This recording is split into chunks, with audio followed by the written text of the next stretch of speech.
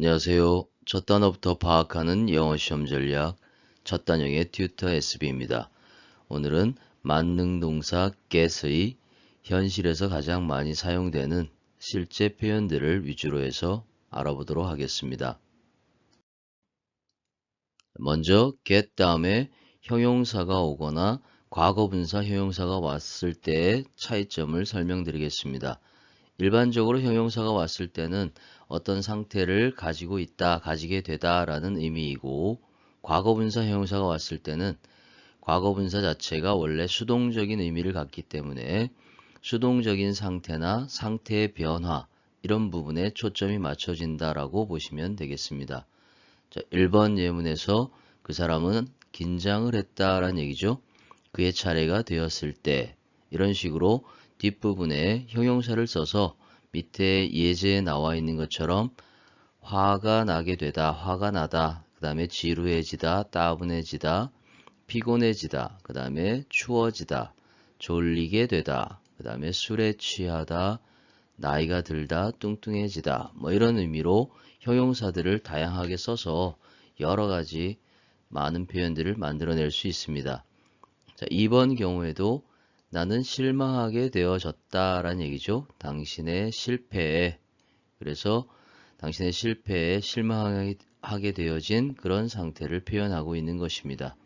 여기도 밑에 예제처럼 도난을 당했다, 해고당했다, 그 다음 채용되었다, 그 다음에 어디에 옴싹달싹 못하게 갇혀버렸다 이런 뜻이죠.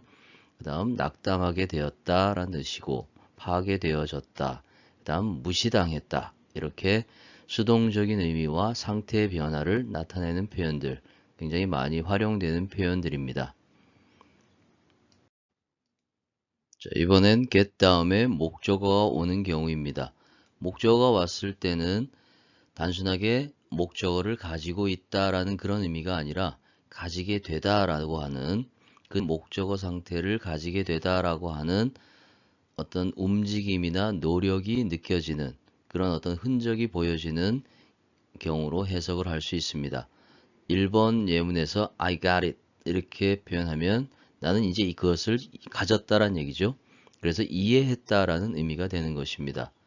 옆에 있는 경우도 You got me wrong. 너는 나를 오해했다라는 얘기죠. 나를 잘못된 상태로 가졌다라는 의미에서 당신은 나를 오해했다.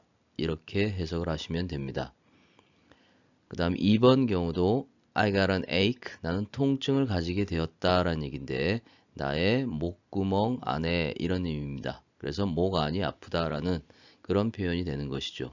3번 경우에도 I got some money 라고 나는 약간의 돈을 가지고 있다라는 표현인데 단순하게 have하고 다른 차이점은 have는 그냥 가지고 있는 것이지만 이거는 뭔가 노력을 해서 어딘가에서 구해오든 얻어오든 그래서 약간의 돈을 가지고 있는 상태가 되었다라는 그런 의미로 해석할 수 있습니다. 그 다음 4번 경우에도 Where can I get a ticket?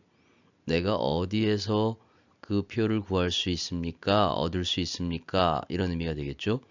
어디 가서 표를 사든 구하든 얻든 그렇게 할 수 있는가? 라는 것을 물어보고 있는 것입니다.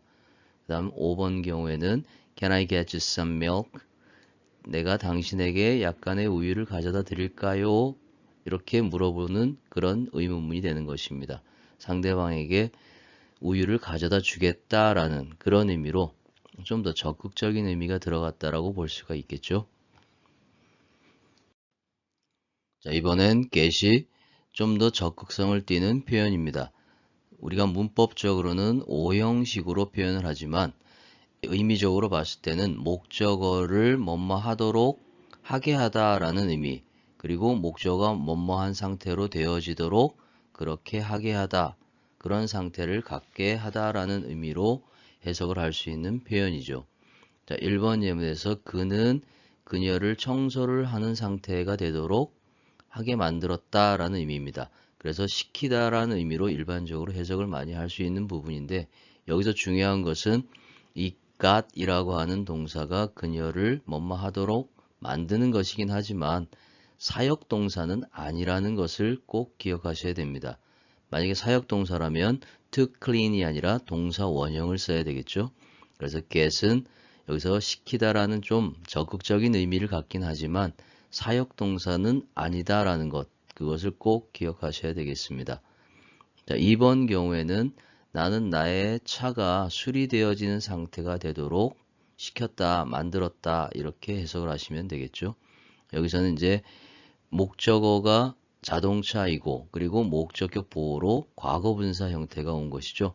그래서 목적어와 목적격 보호의 이 관계를 정확하게 파악을 하고 현재 분사냐 과거 분사냐를 판단하는 게 문법 문제로 나오는 부분입니다. 네, 3번에는 나는 노력을 했다라는 얘기입니다. 그녀가 대화를 하는 상태가 되도록 그렇게 만들려고 노력을 했다. 그러나 it was in vain, 헛수고였다라는 의미가 되겠죠. 그 다음에 4번은 만약 우리가 이 일이 끝내지는 상태를 갖지 못한다면, 금요일까지 끝내지는 상태를 갖지 못한다면 우리는 may get in trouble, 곤란한 상태에 빠질 수도 있다, 곤란한 상태가 될 수도 있다라는 얘기가 되겠습니다. 이렇게 get 다음에 목적어, 그 다음 투부정사나 과거분사가 와서 어떤 중요한 표현들을 만들고 있는 것입니다. 자, 이번엔 get 다음에 전치사가 사용되는 경우입니다. 자, 이렇게 get하고 전치사가 어우러져서 굉장히 많은 다양한 표현들을 만들어내는데 한 가지 주의하실 부분은 1번에서처럼 get off라고 하는 표현이 나와 있습니다.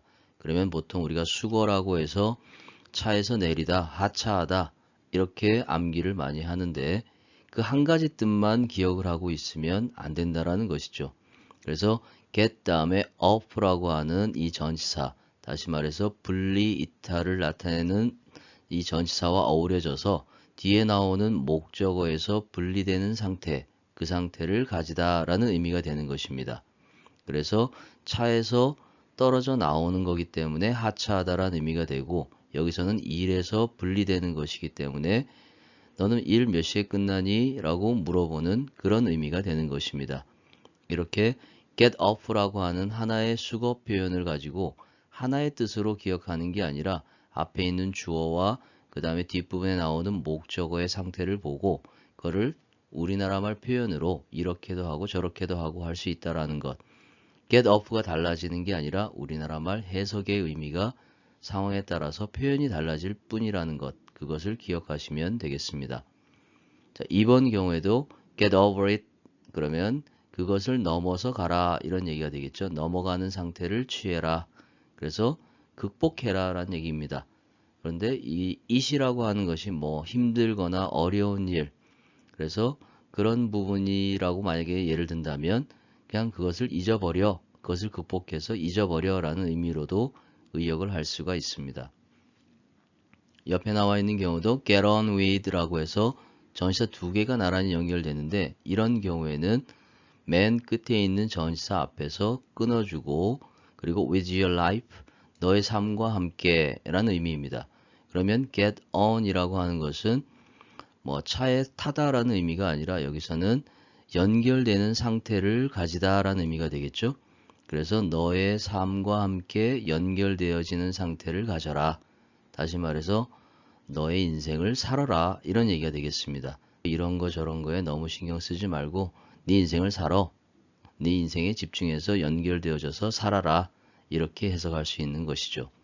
3번 경우에는 let me get by, 제가 좀 지나갈게요 라는 이런 의미인데 형식적으로는 간접 명령문의 형태입니다. 그래서 let 이라는 게 사역동사이기 때문에 목적격 보호로 동사 원형이 왔고 그 다음에 by라고 하는 것은 옆에, 지나쳐서 이런 전치사의 의미를 갖는 것이기 때문에 내가 옆으로 지나가는 상태가 되게끔 허락해 주세요 라는 그런 의미인데 그걸 우리나라 말 표현을 했을 때 제가 좀 지나갈게요 라는 의미가 되는 것이죠.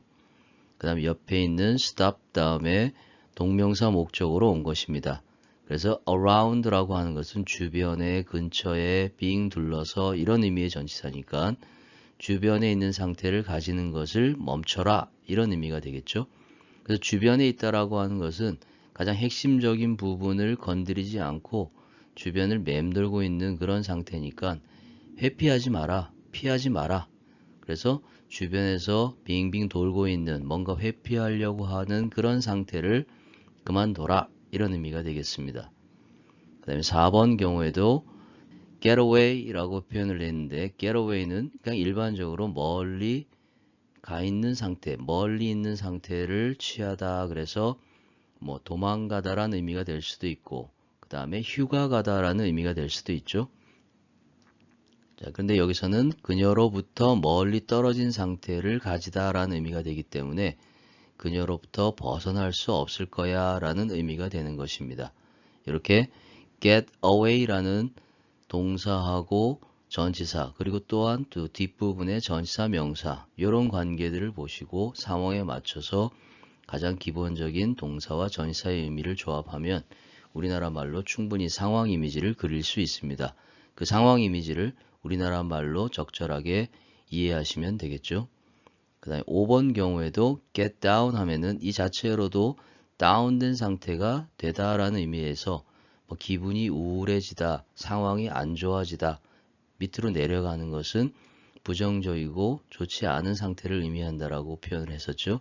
그런데 뒷부분에 to business, 사업 일에 밑으로 내려가는 상태를 가지자, 이 말이기 때문에 get down to business 라고 하면은 자, 이제 본론으로 들어갑시다, 이런 의미로 해석할 수 있는 경우입니다. 그러니까 get down이 나왔다고 해서 무조건 우울해지다, 상황이 안 좋아지다 라고 표현하지 마시고 뒤에 부분하고 앞부분을 판단하고 그리고 상황에 맞춰서 상황 이미지에 맞는 우리나라 말을 표현을 하시면 될 것 같습니다. 자, 여기까지 오늘 get에 대해서 설명을 드렸습니다.